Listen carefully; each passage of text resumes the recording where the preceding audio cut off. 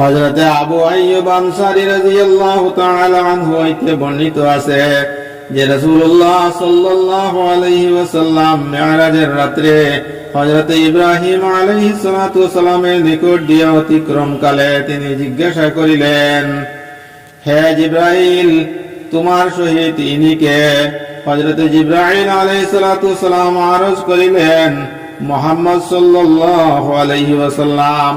ইব্রাহিম আলাইহিস সালাতু ওয়াসালাম বললেন, আপনি আপনার উম্মতকে বলিবেন যে তাহারা যেন অধিক পরিমাণে জান্নাতের চারা লাগায়, কারণ জান্নাতের মাটি অতি উত্তম এবং উহার জমিন প্রশস্ত। জিজ্ঞাসা করিলেন, জান্নাতের চারা কি? ইরশাদ করিলেন, লা হাওলা ওয়ালা কুওয়াতা ইল্লা বিল্লাহ, লা হাওলা ওয়ালা কুওয়াতা ইল্লা বিল্লাহ।